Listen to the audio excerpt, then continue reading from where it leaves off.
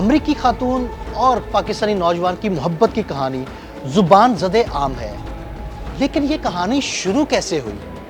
امریکی خاتون کیسے پاکستان پہنچی؟ اس نے نڈال احمد کو اپنی محبت کے جال میں کیسے پھنسایا؟ اور اس کہانی کا انجام کیا ہوگا؟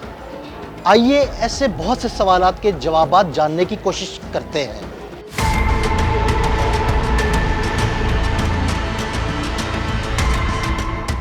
امریکہ جانے اور گرین کارڈ حاصل کرنے کے شوق میں مبتلا کراچی کے نڈال احمد میمن نے سوشل میڈیا پر کسی ایسی لڑکی کی تلاش شروع کی جس سے شادی کر کے اس کے لیے امریکہ پہنچنا آسان ہو جائے۔ کئی ماہ کی کاوشوں کے بعد آخر کار نڈال احمد میمن کی من کی مراد پوری ہوئی اور اسے اونیجا کی شکل میں ایک 19 سالہ جوان لڑکی مل گئی جو اس کے لیے امریکہ پہنچنے میں اہم کردار ادا کر سکتی تھی۔ سوشل میڈیا پہ بات چیت شروع ہوئی، دونوں جانب سے محبت کا اظہار ہوا، کہانی آگے بڑھی اور بات شادی تک آ گئی۔ اب شادی کیسے ہو، اس مقصد کے لیے نڈال نے اونیجا کو پاکستان آنے کی دعوت دی، جسے اونیجا نے قبول کر لیا اور یوں مہینوں سے جاری اس محبت کی داستان شادی میں تبدیل ہونے کا وقت آ گیا۔ فلائٹ کا شیڈول طے ہوا، اونیجا نے امریکہ سے پاکستان کے لیے اڑان بھری اور طیارہ آخر کار کراچی ایئرپورٹ پر لینڈ کر گیا۔ نڈال کو اونیجا کا شدت سے انتظار تھا اور وہ اس کے استقبال کے لیے لاؤنج میں موجود تھا، لیکن 19 سالہ اونیجا کا کہیں پتہ نہ چل سکا۔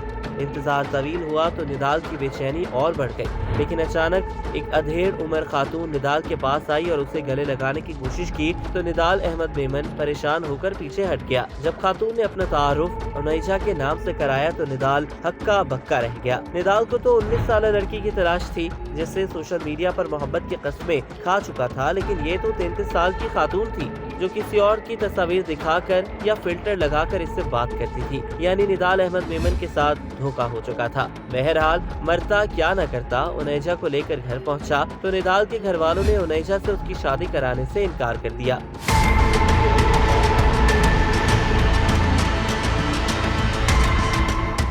نڈال کے گھر والوں نے نہ صرف شادی کرانے سے انکار کیا بلکہ نڈال کو لے کر کہیں روپوش ہو گئے۔ نڈال کے گھر والے روپوش ہوئے تو اونیجا نے ان کی تلاش میں دن رات ایک کر دیا، لیکن انہیں نہ ملنا تھا نہ وہ ملے۔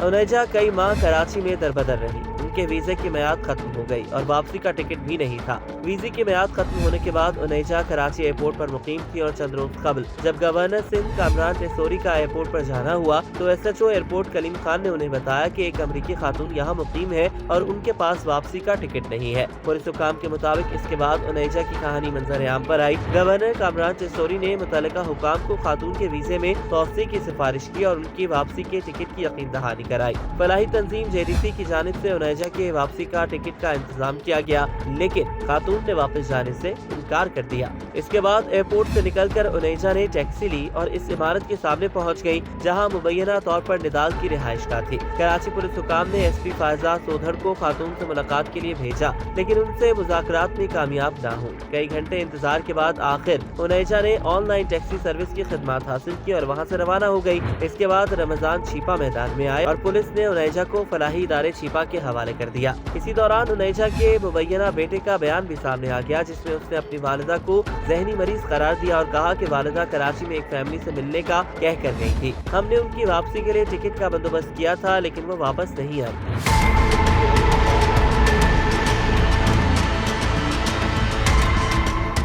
بیٹے کے بیان کے بعد اونیجا کو جناح اسپتال کراچی کے نفسیاتی وارڈ میں داخل کرایا گیا جہاں ان کے مختلف ٹیسٹ کیے گئے، جس کے بعد خاتون کے ذہنی مریضہ ہونے کی تصدیق کی گئی، جبکہ مریضہ کو دیگر طبی مسائل کا سامنا بھی ہے۔ جناح اسپتال کے ڈاکٹرز کی ٹیم مسلسل امریکی خاتون کا معائنہ اور طبی ٹیسٹ کر رہی ہے۔ طبی ٹیسٹ میں خاتون کو نفسیاتی بیماری بائیپولر ڈس آرڈر کی تصدیق ہوئی ہے اور اس کا علاج امریکہ میں بھی جاری تھا۔ جناح اسپتال میں زیر علاج اس امریکی خاتون کا ہیموگلوبن لیول بہت کم ہونے کی وجہ سے انہیں انتقال خون کے مراحل سے بھی گزارا گیا، جبکہ جگر کے مسائل بھی سامنے آئے ہیں۔ مریضہ اسپتال کا کھانا کھانے سے انکار کرتی ہیں اور فاسٹ فوڈ اور فرمائشی کھانے منگواتی ہیں۔ جناح اسپتال شعبہ نفسیات کے سربراہ اور امریکی خاتون کا علاج کرنے والے پروفیسر چنی لال نے بتایا ہے کہ مریضہ پہلے اسپتال کے نفسیاتی وارڈ میں داخل تھی جہاں لوگوں کے رش کے باعث مریضہ کو پولیس کسٹڈی میں اسپتال کے اسپیشل وارڈ میں منتقل کیا گیا۔ انہوں نے مزید کہا کہ مریضہ کی طبیعت بحال ہونے پر حکومت سندھ کو آگاہ کیا جائے گا۔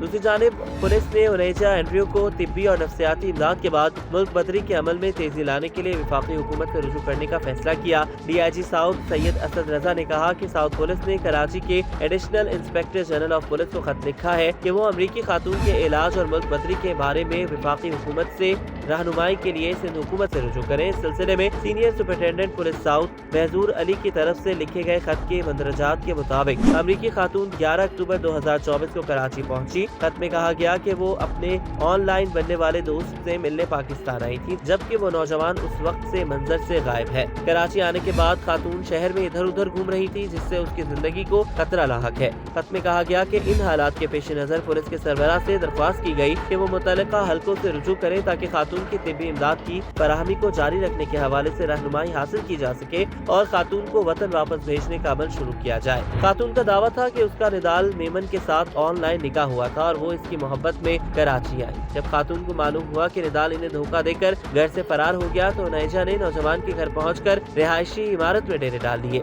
उनैजा की मुख्तलिफ प्रेस कॉन्फ्रेंसेस भी हुई, जिसमें अमरीकी खातून ने हुकूमत पाकिस्तान से हर हफ्ते हजारों डॉलर्स का मुतालबा करने के साथ रिहाइशगाह और दीगर चीजों का मुतालबा किया। खातून ने शर्त आयद की कि अगर हुकूमत इन्हें पैसे देती है तो वो अमरीका वापस चली जाएंगी।